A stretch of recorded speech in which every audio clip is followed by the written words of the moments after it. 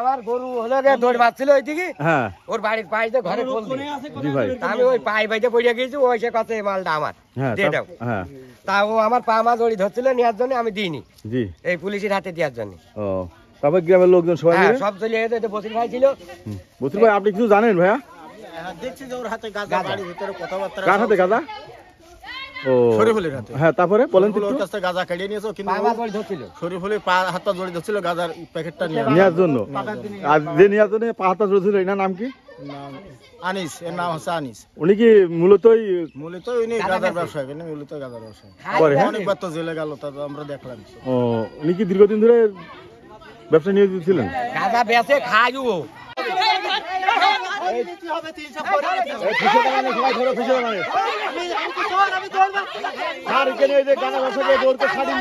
প্রিয় দর্শক, আমরা দেখতে পাচ্ছি আসামিকে ছড়াইয়ে নেওয়ার চেষ্টা করছে আসামির স্ত্রী।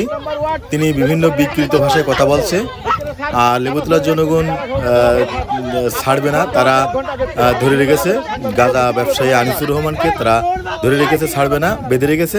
প্লাস আসামির স্ত্রী খুবই জবরদস্তি চালাচ্ছে তাকে ছাড়াই নেওয়ার জন্য। আমরা ভিডিওর মাধ্যমে দেখতে পাচ্ছি জনগণ তাকে আটক করে রেখেছে।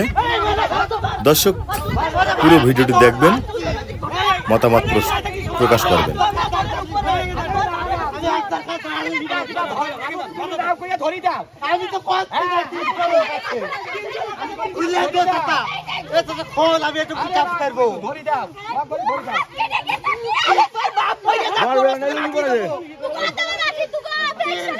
তিনশো লোক আছে, 300 লোকের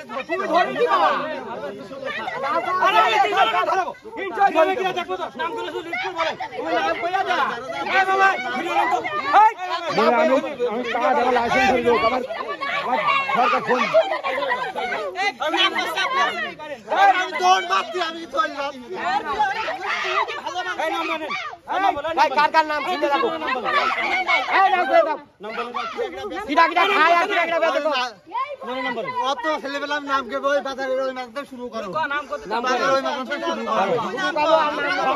বাবের নাম বলেন, বাবের সহকার নাম বলেন।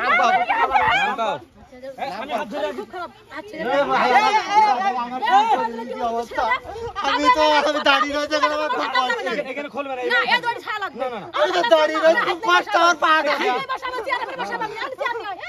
আমি কি দৌড় মারছি, আমি তো ওই লাগছি।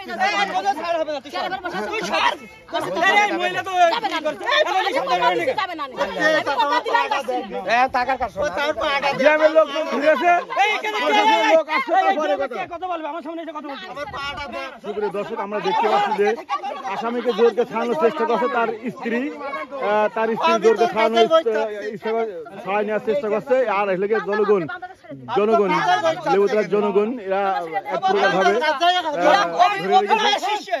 জোরকে ছাড়ানোর চেষ্টা করছে। দর্শক, আপনারা ভিডিও ক্যামেরার মাধ্যমে দেখতে পাচ্ছেন গাঁজা সহকারে গাঁদা সহকারে ধরেছে, গাঁদা সহকারে এটা এখন ছাড়ানোর চেষ্টা করছে। এটা ভিডিওর মাধ্যমে আমরা দেখতে পাচ্ছি।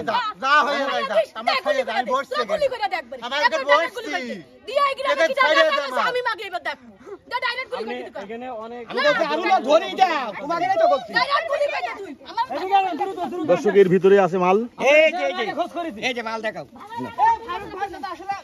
আমি আগে আপনার এসে খোঁজ করেছি।